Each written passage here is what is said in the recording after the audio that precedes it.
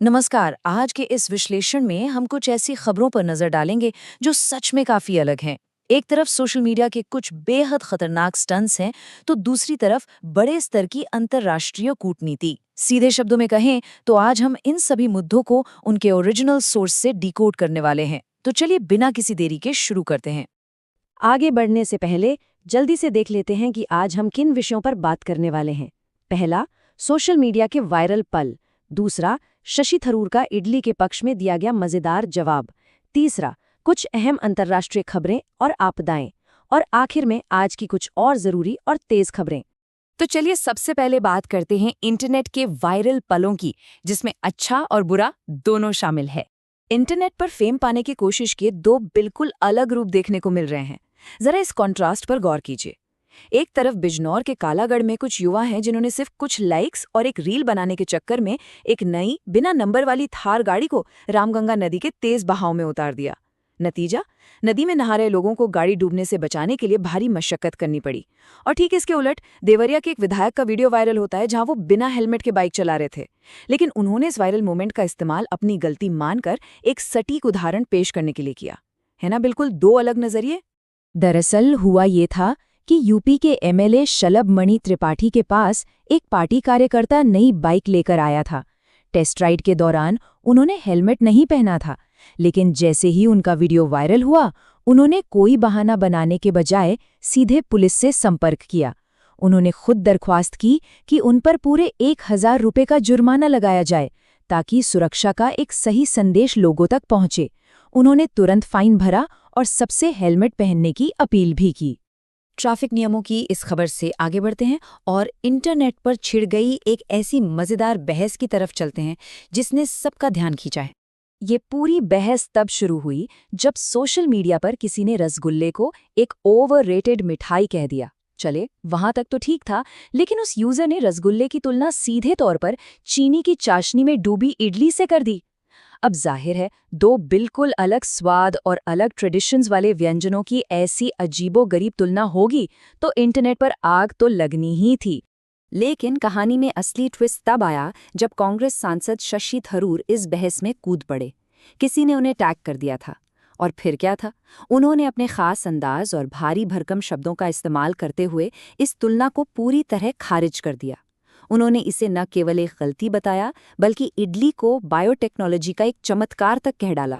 थरूर का कहना था कि रसगुल्ले पर आलोचना एक बार को स्वीकार की जा सकती है, लेकिन इडली बनाने की जो प्रक्रिया है, जहां चावल और उड़द की दाल को रात भर फर्मेंट होने के लिए रखा जाता है, वो उसे एक अलग ही लेवल पर ले जाती है। और जब उस गर्मा गर्म इडली को सांभर, मिला गई पोड़ी और शुद्ध घी के साथ खाया जाता है ना, तो वो ऐसी किसी भी बेसिर पैर की बहस से बहुत ऊपर उठ जाती है। चलिए, इन हल्के फुल्के और मजेदार मुद्दों से निकलकर अब कुछ बेहद गंभीर और बड़ी अंतर्राष्ट्रीय खबरों का रुख करते हैं। सबसे पहले बात एक दिल दहला देने वाले हादसे की। अमेरिका के इडाहो में gun fighter skies air show चल रहा था, जहां हजारों लोग मौजूद थे।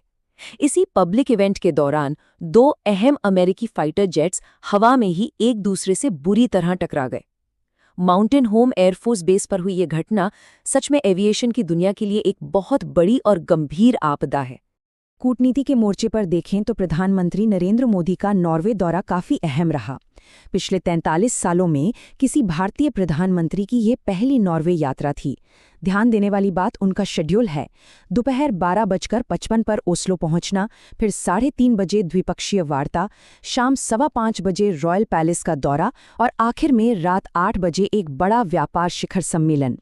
तेल और गैस के बड़े निर्यातक देश नॉर्वे के साथ दिन भर की ये मीटिंग्स इंटरनेशनल स्ट्रैटेजी के लिहाज से बहुत मायने रखती हैं। वैसे ओस्लो पहुंचने से पहले प्रधानमंत्री स्वीडन में थे, जहां इस बढ़ती पार्टनरशिप की नींव रखी गई। वहां भारत और स्वीडन के रिश्तों को एक नया दर्जा देते हुए स्ट्रेटेजिक पार्टनरशिप का नाम दिया गया।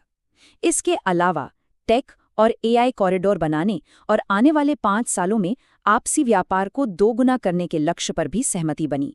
ये दोनों देशों के लिए एक बहुत बड़ा कदम है। और अब आखिर में बात करते हैं आज की कुछ और बड़ी फ्लैश न्यूज़ की, ताकि कोई भी अहम जानकारी छूट न जाए।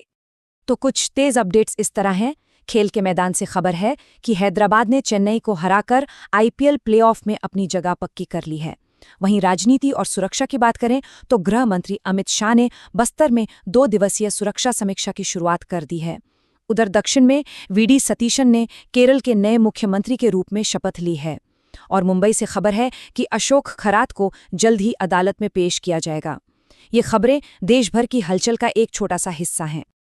आज के इस सेशन को खत्म करने से पहले एक आखिरी सवाल पर ध्यान देते हैं।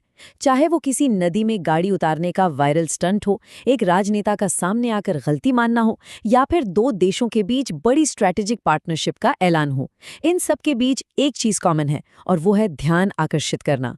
ये हम सबको सोचने पर मजबूर करता है कि आखिर दुनिया का ध्यान खींचना किस तरह हमारी लोकल जवाबदेही और इंटरनेशनल लेवल की कूटनीति दोनों पर अपना असर डालता है।